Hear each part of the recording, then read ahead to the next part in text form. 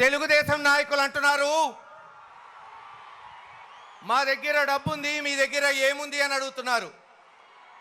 నేను చెప్పా, వాస్తవే, మీ బాబు గారు అక్రమంగా సంపాదించుకున్న డబ్బు ఇచ్చాడు మీకు, కానీ మా జగన్మోహన్ రెడ్డి గారు మాకు దమ్మిచ్చాడు. 5 సంవత్సరాల క్రితం ఇంటింటికి పోయాం, గడప గడపకి పోయాం, ఒకటే చెప్పాం, ఒక్క అవకాశం జగన్మోహన్ రెడ్డి గారికి ఇవ్వండి, ఆంధ్ర రాష్ట్ర రూపురేఖలు మార్చి చూపిస్తాడని చెప్పాం.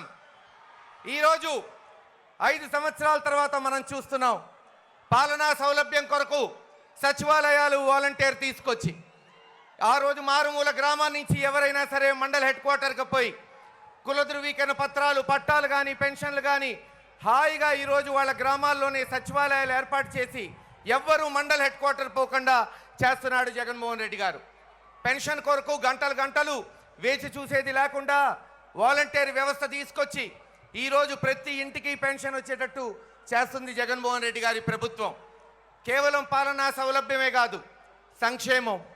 ఈ రోజున నవరత్నాల ద్వారా దాదాపు 80% మంది ప్రజలకి 2 లక్షల కోట్లు, ప్రతి ఇంటికి 1 నుంచి 2 లక్షలు వచ్చేటట్టు ఈ 5 సంవత్సరాలలో వాళ్ళ కాళ్ళ మీద వాళ్ళ నిలబడేటట్టు చేయూత కానీ, ఆసరా కానీ, అమ్మఒడి కానీ, విద్యా దీవెన, వసతి దీవెన, ఆరోగ్యశ్రీ, రైతు భరోసా కింద కరోనా అనే మహమ్మారి యావత్ ప్రపంచాన్ని అతలాకుతలం చేసినా ఈరోజు ఆంధ్రప్రదేశ్లో పేదవాడు తన కాళ్ళ మీద నిలబడేటట్టు చేశాడు జగన్మోహన్ రెడ్డి గారు.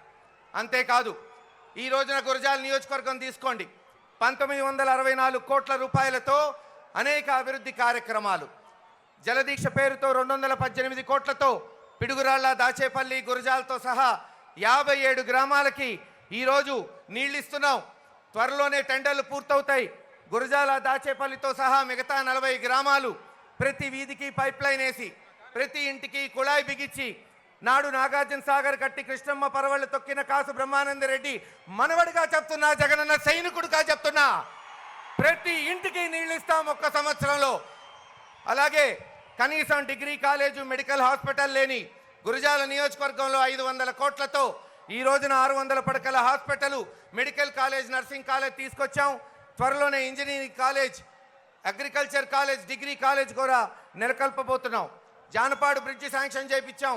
Piduguralla bridge, Piduguralla bypass road పూర్తి చేశాం. దాచేపల్లి నుంచి మాచర్ల వరకు 400 కోట్లతో జాతీయ రహదారి పూర్తి చేసి ఈరోజు బ్రహ్మాండంగా వెలిదిల్లేటట్టు చేశాం. 900 సంవత్సరాల చరిత్ర కలిగిన దాచేపల్లి, గురజాలని పట్టణాలు చేశాం.